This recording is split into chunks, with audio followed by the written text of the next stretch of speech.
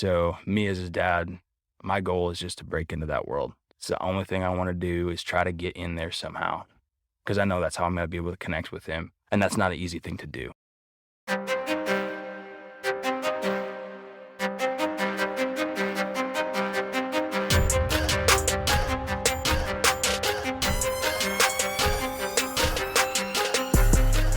Welcome to the Skilled Dad Podcast. This is the podcast for dads of all seasons to learn the things that they can do and engage so that they can go and equip the next generation for success. Here we sit down with everyday dads just like you to learn from their story, get inspired, and then start getting after it. So we invite you to join in, see what you can take away from this story, and apply to your life on your journey to becoming the Skilled Dad.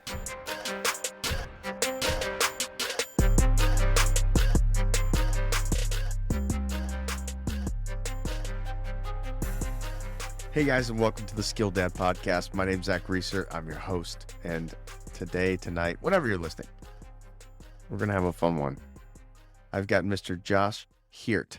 Yep. I said it correctly. You said it correctly. That is right. Nailed it. With me tonight. And man, I'm excited about this. I got to tell a little story. Okay. As I always do. I remember when this first kicked off.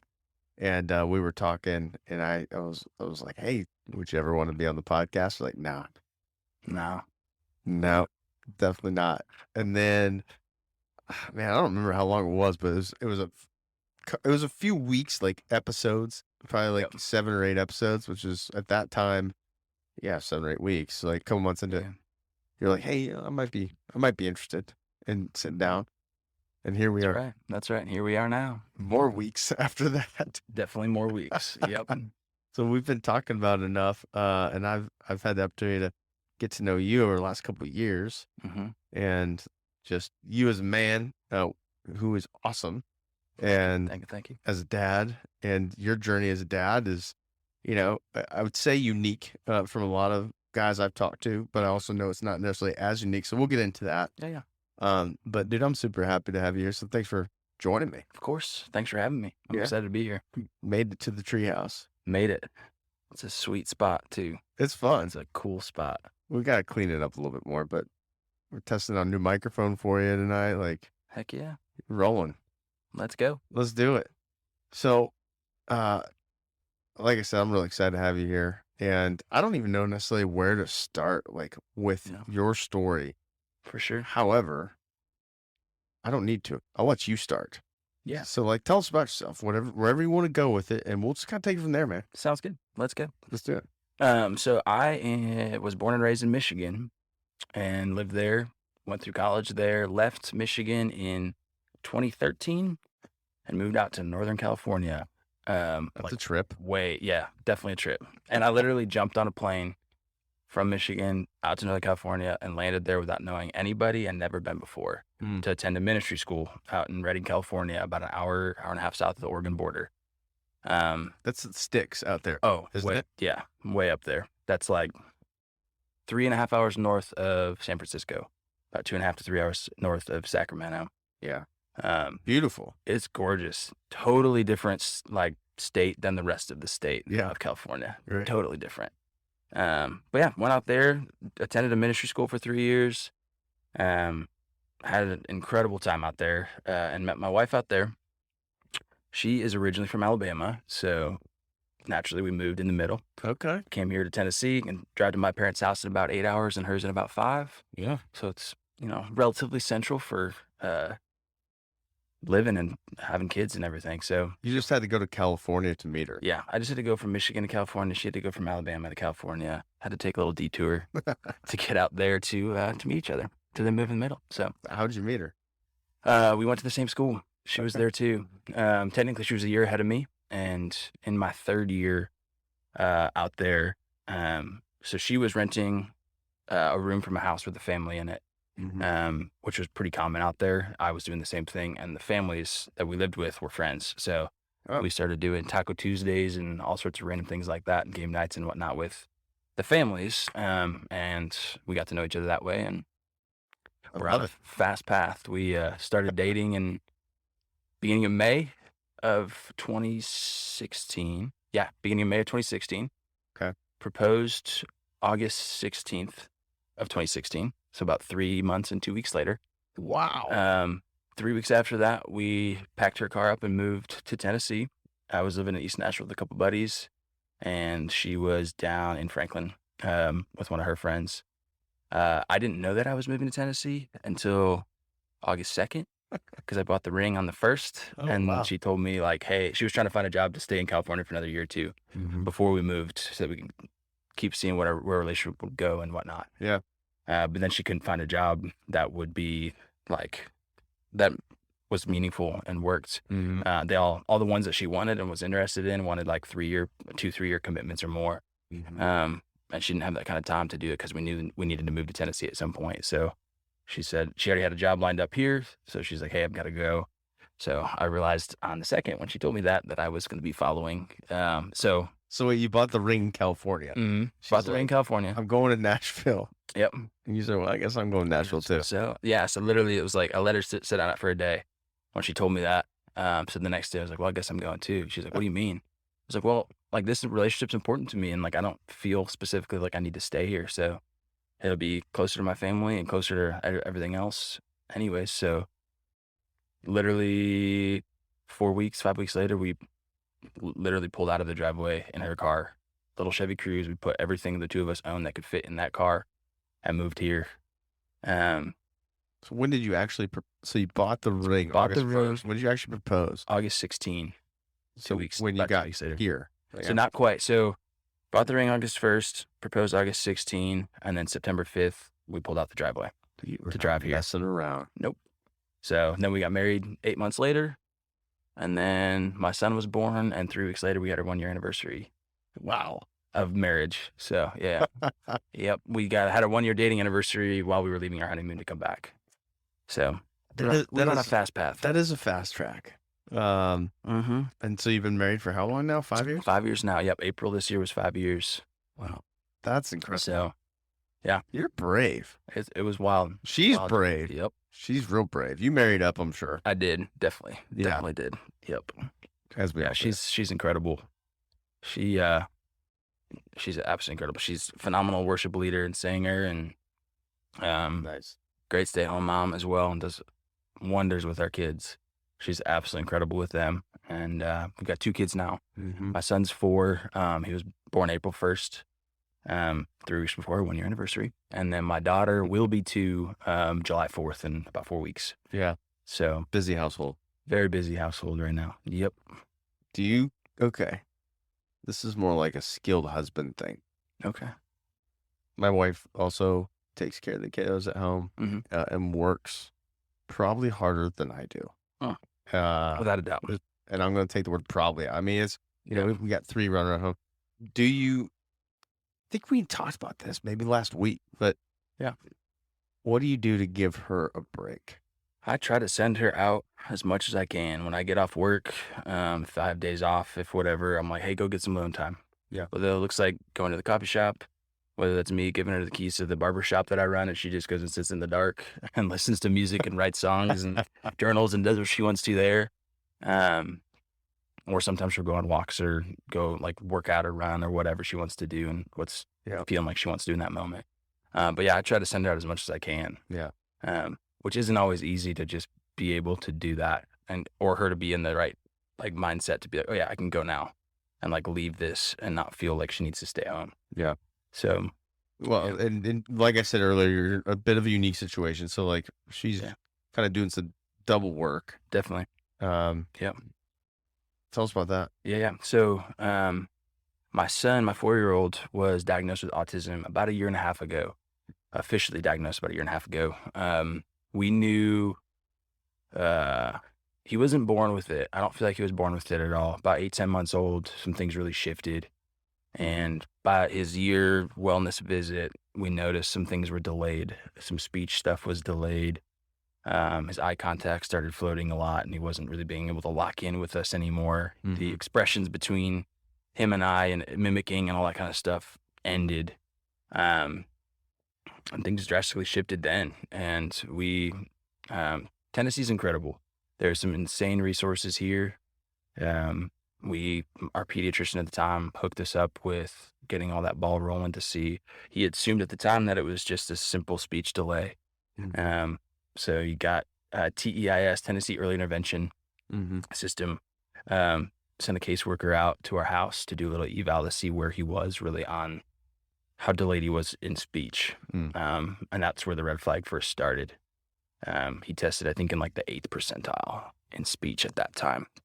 At a year or it was about a year old. Yeah. Maybe, I can't remember if it was right after that visit or if it was like a month or two waiting list, but it was right around like 12 to 15 months old, something like that. But because he tested so low, he qualified right away to get speech therapy, developmental therapy, that kind of stuff rolling.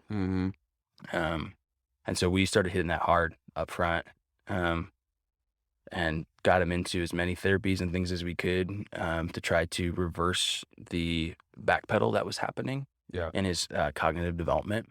And it's been a journey on that. You say, so I don't have firsthand knowledge, Mhm. right? I have some friends that have, they've had similar experience to what you're saying. You say backpedaling. Yep. So like it was actually kind of degenerating. Yep. Backwards at that 1 year mark, or as it was going, or I'd say about 10 months old is when it first started, where like development didn't just pause, but things that he had been doing pretty consistently, babbling, cooing, eye contact, laughing, giggling, smiling, playing with us and interacting and responding to me trying to make him laugh or, whatever it was. All of that stuff started to stop. And I wasn't able to get him to do a lot of that stuff anymore. No matter how hard I tried to invade his world and where he was, I couldn't really break through and get on that connection level again. And then from there, it didn't just stop. It started to go backwards and continued, even when he should have been developing more, as like kids do as they get older and they develop and their cognitive levels keep growing and they keep learning. He didn't. His big thing right now, when they diagnosed him, they diagnosed him with ASD, Autism Spectrum Disorder. And they don't diagnose anymore on a fixed point on that spectrum. It's not like he was diagnosed as mild, as medium, severe. They just said we are diagnosing him with autism spectrum disorder, but they did tell me then too that they would classify him as more severe at the time. And the main reason was because of imitation. He wasn't doing anything to imitate, and so therefore he wasn't learning through imitation. So that's what babies do. I mean, they look to see what mom and dad, older siblings, or the other people around are doing, and they learn from seeing, oh, if you can do that, that means I can do that. So I need to figure out how to try to do that. And that's how their leaps in development grow and stuff grows and they develop that way. He doesn't do that. So when he does learn and he does take steps forward, it is not from him learning from somebody else showing him. It's literally from him just reinventing the wheel and figuring it out. Wow. Starting from scratch. So some things are stupid advanced. Like when he was probably 17, 18 months old, we had to get the blanket ladder out of his room because he figured out how you're supposed to use a ladder and was climbing up it. He had only been walking for a couple months, so he wasn't even really running, but he learned at that point how to use a ladder. I'd never seen me go on a ladder. I had never been on a ladder around him. There was no reason why he would even know what a ladder was, other than the fact that it just held blankets in his room. So we had to get that out quick because it became an escape artist. Yep, escape artist, and just always wanted to keep going up. So bookshelves had to get anchored quickly. Dressers anchored, like everything is anchored in his room. Nothing is safe as far as like if he can climb it, he's going to, or if he can jump on it, that's even better. He jumped in his crib, like he would grab the side of his crib and started jumping long before he started walking. And to this day, we have a big trampoline in the backyard. We had a little Tykes one in the house until he just blew it out 2 days ago because he's been jumping on it for almost 3 years now. Just wearing it out. Just literally like the elastic straps that are like the springs on those on big trampolines. The little Tykes one had these elastic straps and 2 of them just popped and just ripped out. And so he kind of fell through it and I was like, well, that's done. That's the new one. So at that 10-year mark and you noticed the shift. At the 10-month mark. Or 10 months. I said 10 year. Sorry. 10 month. Mhm. You guys have been married like a year. So we were a year, almost 2 years. So when he turned 1 was our 2-year anniversary. So Okay. You got he was, pregnant. Okay. yeah, he was born 3 weeks before our 1-year anniversary. And Yeah. so he's like a year behind us as far as like he just turned 4. We just had our 5-year anniversary. Okay. So Got it. on our 2-year wedding anniversary, he was had just turned 1. Mm-hmm. So And so I have lots of questions, but we'll just yeah. How did that? So at 2 years, and you guys had the fast track. Yep. How did that impact you and your wife? Like you're now on a journey together For sure. that's unique. Mm-hmm. Not not everybody has this experience. Right. What did that do? It was really hard at first. The very first time that the autism word got brought up was from a caseworker from the state that came to do like their usual checkups. They'd come into the house and just kind of do a reevaluation thing to see how developmental therapy and all the things were going, to see if we needed to add more. Because all of this, Tennessee Early Intervention is a program that's through Medicare, so everything was covered by the state. So they constantly are checking in on things to make sure their resources are being used well. So that first time that word was used, my wife and I both were stunned and just set back so far, like jaws hit like our chins hit the floor, just completely shocked by it. I remember that day very vividly. It was in the fall when that happened. He was probably, 16 months old at the time when the autism word was brought up for the first time, or 17 months old.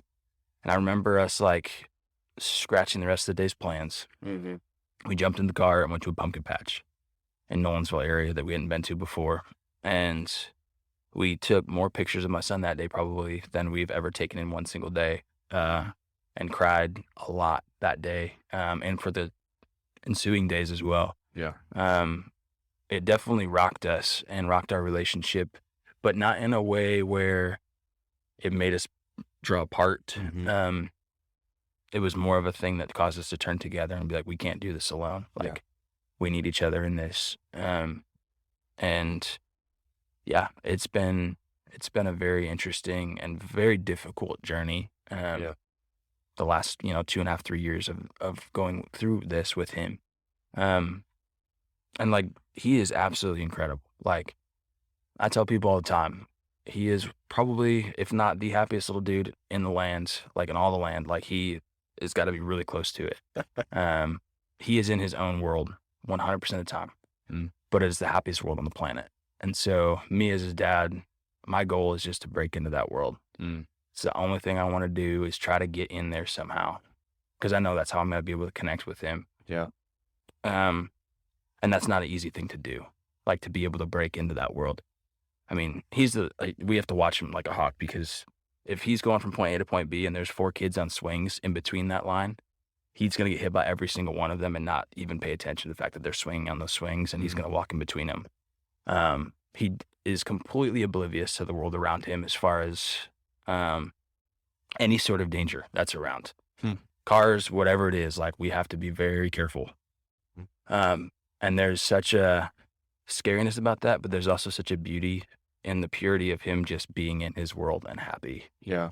And so it's a constant reminder as his dad of just like, man, like, the simplicity of your life is just so beautiful, and it's so cool to see. And at the same time, as his dad, I'm also like, how am I going to keep you safe? Like, how am I going to keep you safe? What can I do to give you the best life possible without you thinking that I'm trying to fix you or anything of that sort? Like, what can I do to assist you to try to help you have the best life possible and enjoy your life the most that you possibly can? And same with like my wife. That's where we are. Like, it's a full-time job, and it's a full-time, like 24 hours a day, 7 days a week. Because it never stops. I mean, that dude has enough energy to power a city. Like, I kid you not. He will. With autism, it's pretty common for kiddos to not sleep the greatest. And he was a phenomenal sleeper as a baby, up until a baby sister came into the world when he was like 2, a little over 2. everything shifted on the sleep side of things. And if she wakes him up, he's probably 90% of the time, he does not go back down. Doesn't matter if it's 1 o'clock in the morning, 1:30 in the morning. He will be up from 1:30 until about 8:30 that night. Won't take a nap that day, and will be pedal to the metal, jumping on the trampoline, constant going that whole day. It's wild. And we are constantly going those whole days too, because our house is very small. So if he's up at 1:30 in the morning, that means either myself or my wife are up at 1:30 in the morning and with him the rest of the day, because he will either get into things that will hurt him while we're trying to sleep, or, constantly wake up baby sister, which 2 awake is never better than 1. So I should have brought you a coffee tonight. I'm going to buy you a supply of coffee. You mentioned something about breaking into his world. Yeah. Have you found something that helps you? Have you been able to break into his world? Like, do you get glimpses? Yeah. I've gotten glimpses for sure. And there's moments in time when I can break in, and it might be a 5-second thing. Yeah. And that could be the extent of it. Oftentimes it's a 5-second thing. It's not much longer than that. He, like I said earlier, he loves to jump. Mm-hmm. And so there'll be times when he will, like, either I'm on the trampoline with him or we're just in the house or whatever, and he'll come up to you and look you in the eyes, grab your hands, and just start jumping, and he wants you to jump with him. Mm-hmm. Doesn't matter if you're don't matter where you are. If you're grocery store, wherever you are, he wants to jump. And if he's holding your hands and looking in your eyes, you're going to jump. And it's like a moment where you're with him and you're in his world, and he's bringing you into that world. He loves water as well. The beach is probably his favorite place. Other than, if you could figure out a way to put the trampoline in the ocean, I think that would be the best thing ever for him. But they have some of those. They have those inflatable ones. Maybe a lake. Yep. I grew up with some of those around in Michigan. They were always on the lakes up there. But literally, we have sprinklers and hoses on the trampoline all the time with him. And if I can spray him while he's jumping, he is going to be giggling and happy for hours. Long more than my yard can handle with the water that comes from the house. So green grass going on. Green grass, lots of mud, lots of little flooding in the back. But, it's worth it. It is worth it. I mean, hats off to you, man. I mean, that I guess is the best way to say it. When you've shared stories, about your son, and I know the challenges that you guys have faced, you are an incredibly positive and strong guy. Mm-hmm. So, yeah, you're doing a great job. Thank you. From somebody that has the opportunity to see you every couple of weeks. Yep. And we talk, and I think that I know that there's a number of guys. If I had done homework, I would have pulled out some stats, because I've done them in the past. Yeah. Some different types of research that my wife and I've done, and not necessarily an area we'll go into, right? But when you see that shift, where does that happen and whatnot? And there's so much out there about that. But at the end of the day, it's the experience that you've got for your life. And even going into that and then having your daughter. Yep. I'm curious what is that like? The difference, right? Because it is so different. And to my point earlier, I want to go back and talk about, I know you're well versed in some stats, and for those listening, if there's somebody that is experiencing this, to be able to learn from you and your story, because again, for sure, not only are you really tall, definitely tall, and physically strong, you're a strong guy, and I think a lot of people could learn from your experience and you.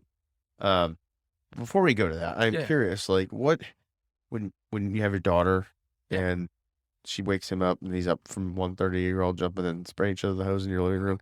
Yep. What's that like? Yeah, having her, it, one, just, I obviously have 2 kids, 1 boy, 1 girl. Mm-hmm. Boys and girls are so different as it is. Truth.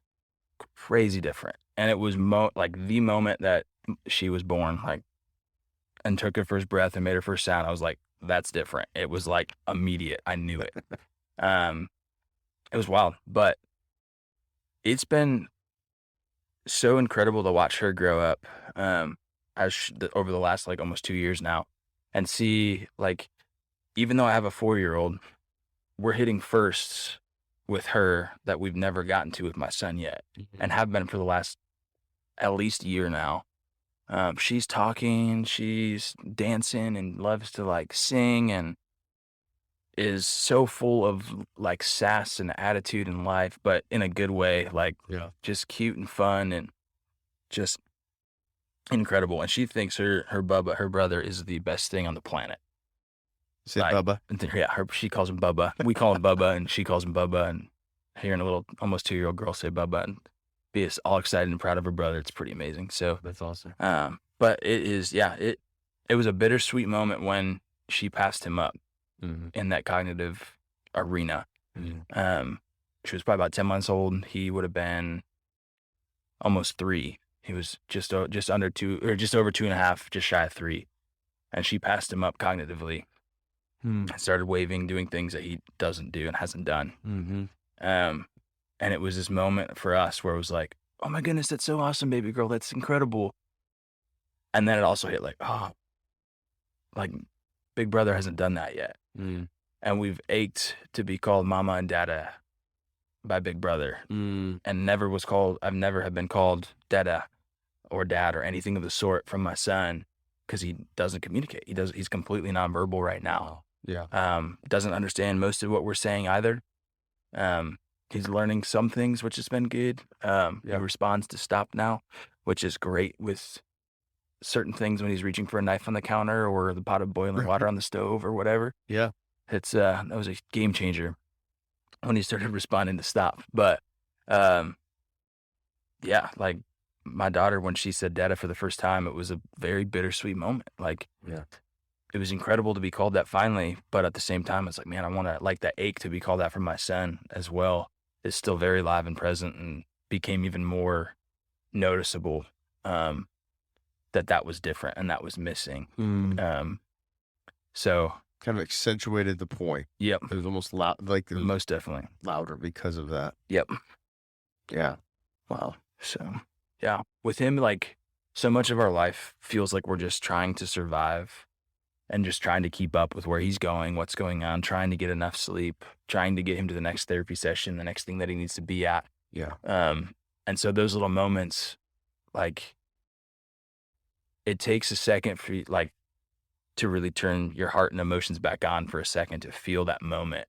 And so when things like that happen and my daughter said dada or daddy or something like that for the first time, it was like I wanted to be present in that moment. And so that my heart turned back on in a sense, or became more aware and tuned in, got that frequency right. And so it opened up again, that wound of like, or that ache, I should say, not really wound, but that ache of just like, man, that longing to be called dad for my son as well. So, yeah.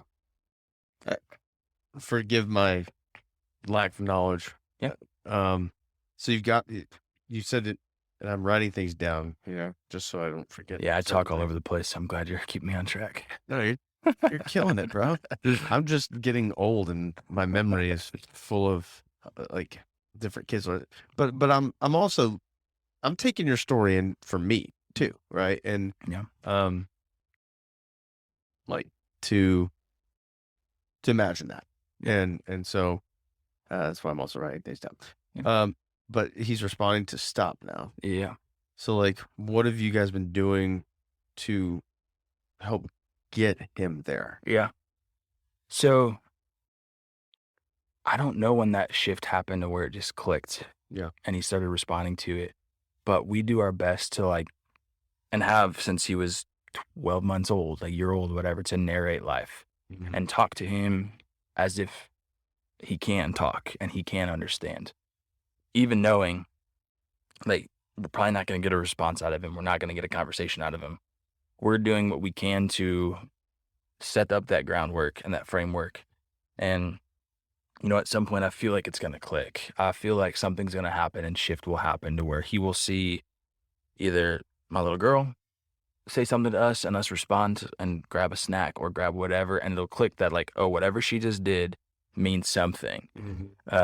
And And we've tried sign language and we've tried speaking devices, and he's picked up on some things and it's worked well for a little bit. The biggest form of communication we have with him is he literally grabs our hand and pulls us. Mm. And he'll grab us and pull us to where he wants to go. If he wants to go outside, he puts our hand on the doorknob. Or he'll grab his shoes and bring them to us and then want us to put his shoes on, and then he'll bring us to the door.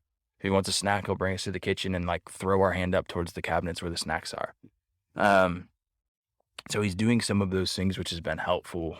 But that moment and that, like, the groundwork that we've laid to try to, I guess, kickstart communication has just been to try to assume that it's going to happen and assume that it's happening now and talk to him as if he can understand and communicate with him like I would any other kid. Yeah.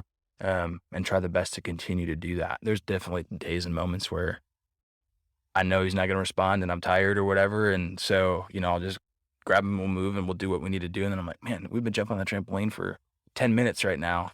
And I haven't said like a word to you because we've just been jumping and you've been giggling, laughing, having fun. And I'm having fun with you out here, but I'm not verbalizing anything towards you or with you. Yeah. I'm just here. Yeah. Kind of auto mode. And or I'll be there physically, but checked out in my mind and thinking about this at work and that and just jumping. And just being like physically present, but not as emotionally present as I should and want to be. So, you've listened to some of the episodes. You're not the only one that does that. Yeah. Oh yeah, for sure. At different times, a little different scenario, but so for those that might have friends that are experiencing this or are experiencing this themselves. Yeah. Like, what are a couple takeaways that you've learned that you think, you could encourage them with or share that they could do? Yeah, for sure. Sometimes we know what we want to do, we just don't know what to do. Right. Definitely. And so curious what that would be. Yeah. I'd say the first thing, honestly, is like autism as a whole is so vast. I've heard there's a saying out there within the community that if you've met a kid with autism, you've done just that. You've met one single kid with autism. Every single one is so different. So you can't take any sort of prior knowledge, experience, interaction with somebody that has autism or what you've seen on a show or what you've heard from other people or read about or whatever. Like, they are so individual and so different. And so there's certain little things that, tend to be more universal as far as like with my son specifically, the best thing you can do if you ever run into him is try to get right into his face, get down at his level, grab his hands and try to look him in the eyes. And he usually responds better or will interact a little bit. It literally might be like 0.25 seconds that he will like look, make eye contact with you and he's on to the next thing. But there's little practical things like that where get down on the level, eye contact, the physical contact tends to be a good thing, but it's not always because every kid is so different. My son specifically is much more of a sensory seeker. That's what they classify him to be. So if there's a brick wall, he's going to run up and touch it. He wants to feel what that gritty kind of whatever stuff is, that texture is. Yeah. Where other kids are sensory avoiders and the feeling of socks on their feet makes them go nuts. So they have to like, you can't put socks on or whatever. I've heard tons of different stuff, but so you never know where they're going to be on that spectrum. Yeah. It's the biggest thing I'd say, honestly, like get down on their level and communicate with mom and dad. Like, how did you figure that out for your son? Yeah. And what he has going, and you say everyone's kind of individual. Yeah. How did you figure out that was his thing? Trial and error. Yeah. Literally, we could tell from some things based off how he interacted with the world around him that he did like feeling stuff. He wanted to touch things. He wanted to touch what that felt like. He is a very sensory, like seeking even eater. Like when he was little, he still does this a little bit, but when he was little, he would grab a grape, and before he'd put the grape in his mouth, he would literally take his hand, put the grape up on the side of his face, and roll it around his mouth and his cheeks, and feel the cold and that texture of like what the grape skin on his cheek would feel like before he would like roll it into his mouth and then eat it. Interesting. Yeah. So there were little cues like that we knew that he liked the sensory aspect of things. Yeah. He wanted to experience things versus to avoid. He liked loud noises and that stuff. But a lot of the parenting side of it and learning what really would help him calm down or help him lock in and focus, like literally was trial and error. Mhm. And all the therapies and everything were huge help in those days too, because they had obviously a lot more experience and what's previously worked with other students and what's not. And Right. so like, hey, if he's more on this path, try giving him squeezes. Like, and that's literally like, I will grab his arms and his shoulders and I will use like my hands and squeeze his arms and give him that pressure. He likes that deep pressure feeling. So he has a weighted blanket on his bed. We've tried weighted vests and stuff like that to give him more of a hug kind of feel Yeah. while he's trying to do puzzles or things that would cause him to have to focus at therapy and whatnot. Some of them have worked, some of them haven't, but as a baby and toddler and through those stages, like he always did love the deep pressure feeling of things. He wanted to be held and not just like laying in your arms, but like tightly. He wanted to feel that pressure and your warmth and he wanted to feel that. So Closeness. yeah, the closeness, exactly. Yeah. That security that comes from it. But yeah, I mean, it's all literally been trial and error with the guidance of like the trained professionals, the therapists. Yeah. Cause Tennessee Early Intervention literally goes until they're 3 years old and then they go into the school system.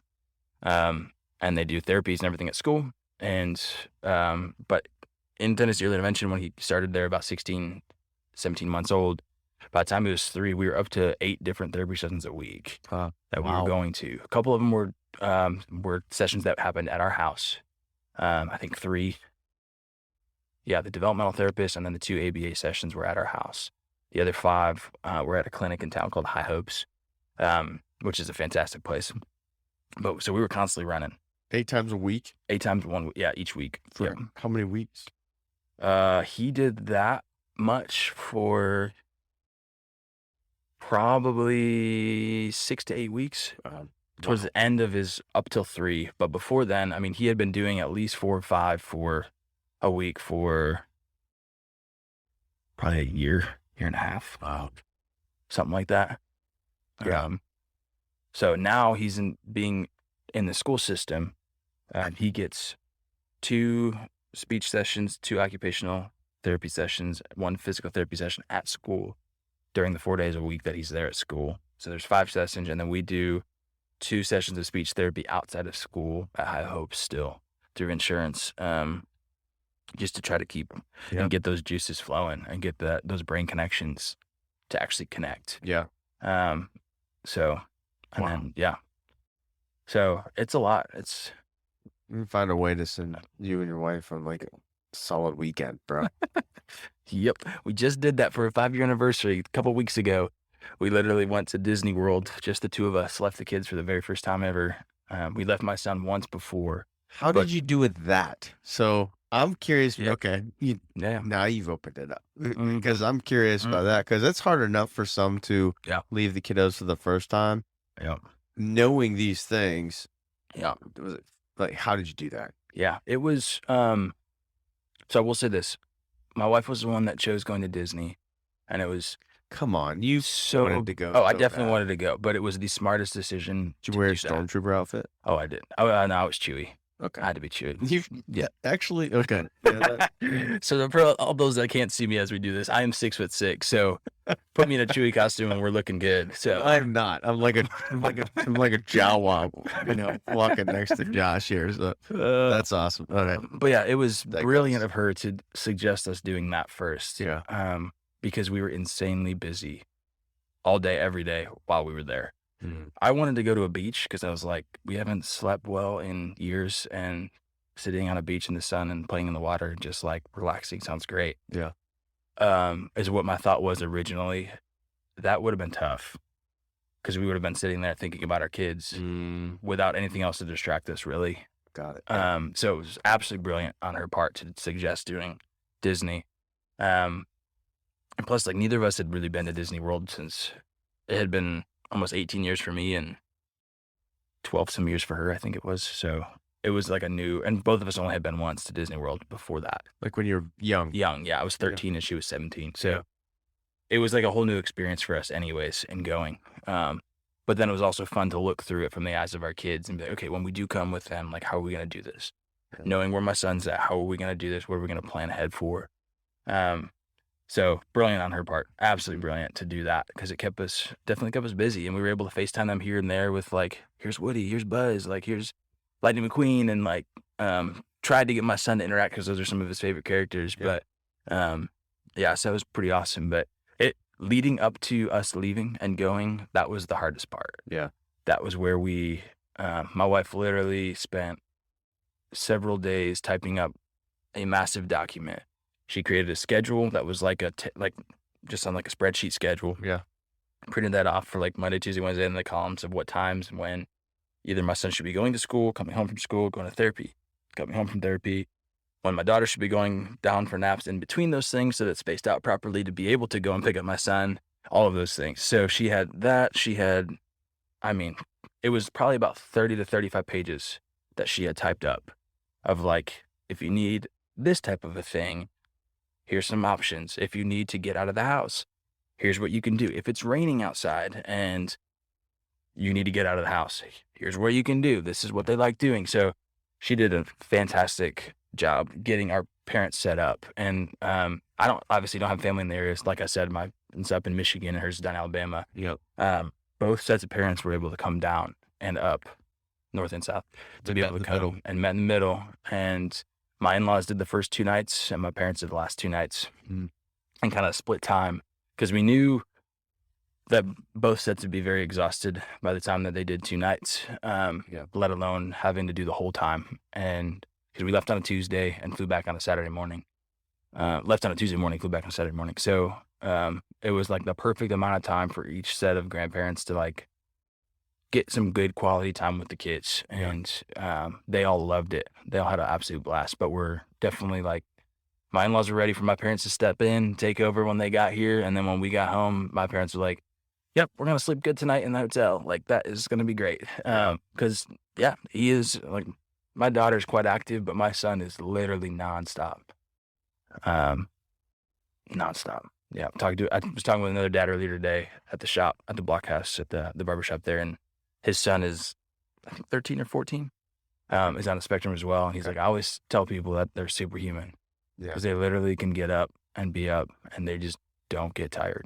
That's wild. Like, that's so wild. Like, my son legitimately jumps on our trampoline if we let him, he would do it even more, but I would say at least 3 to 5 hours a day. Holy smokes. If it's not raining out.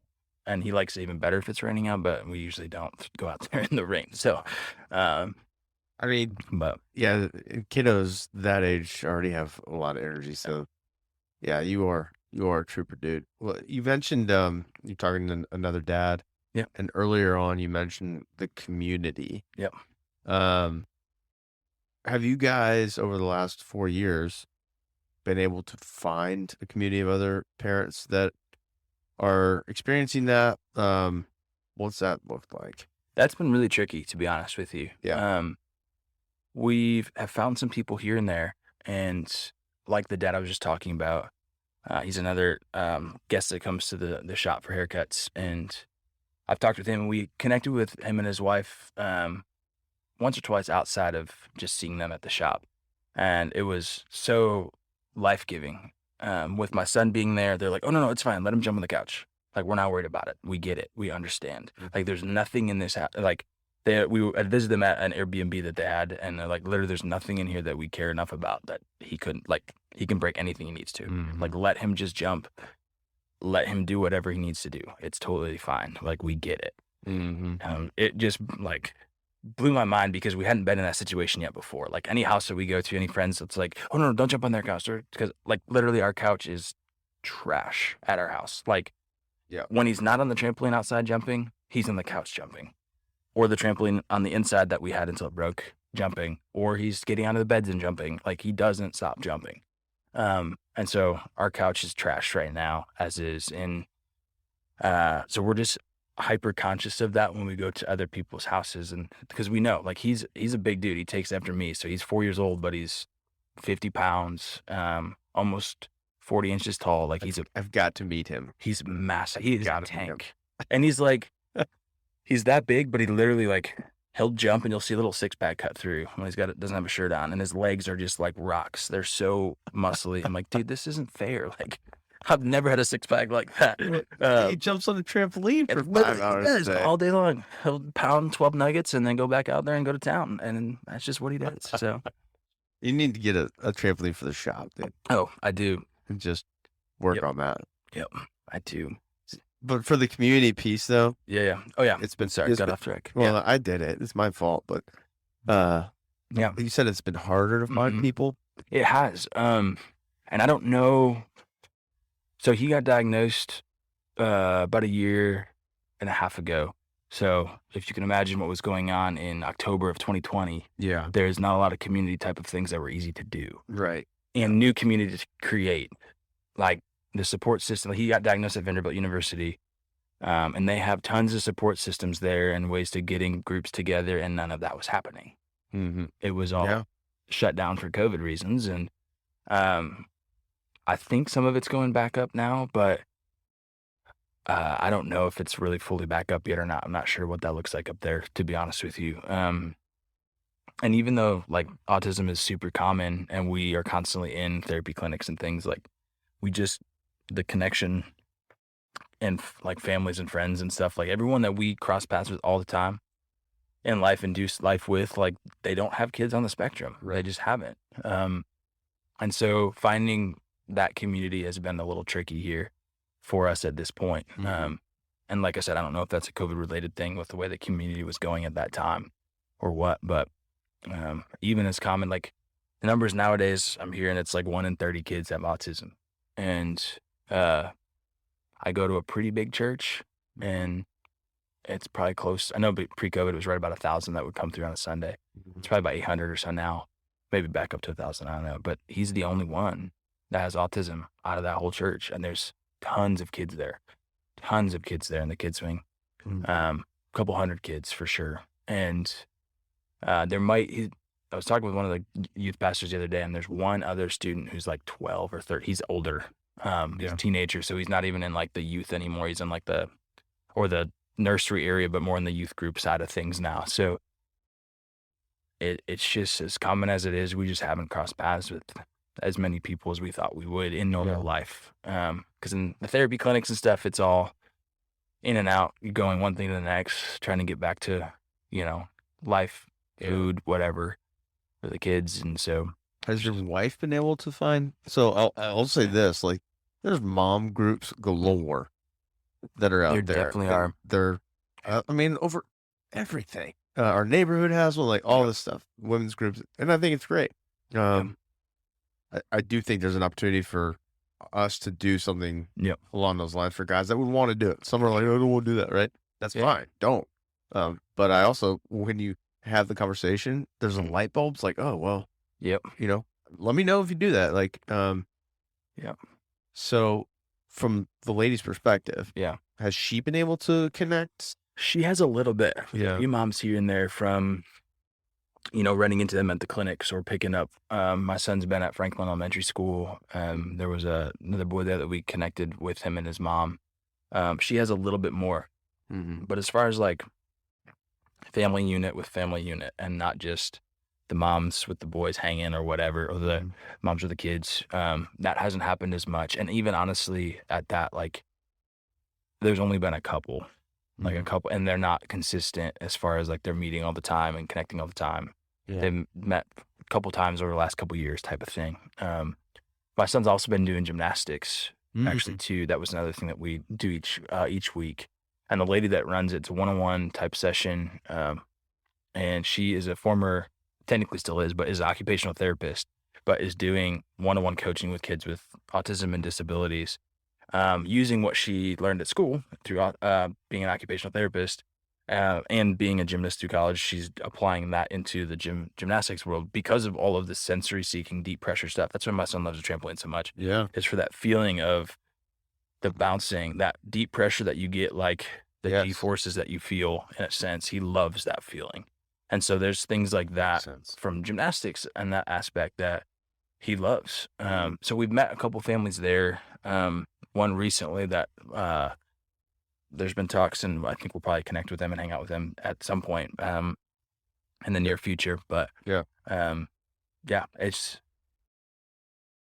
there wasn't near as many things as I was expecting as far as the community side of things goes, because it is a survival of the fittest type of life. Like, you're constantly running and going. And so when you get a moment, you're either trying to sleep, trying to get food in your body, or something along those lines, because it is nonstop. So it's an interesting balance there. But I firmly believe in community, and that need is something that we,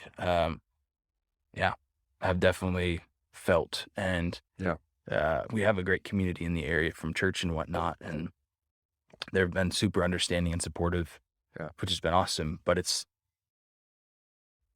nice to be in a spot where you're in community with somebody else that's in the same kind of situation, and there's just that, what is that? Like the uncommunicated understanding, if that makes sense. That just like, okay, cool, got it.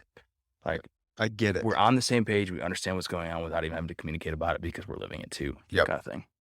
Yeah, it is almost a Yeah. I get it, Yeah. right? Kind of that tribe. But Yeah. any other last thoughts?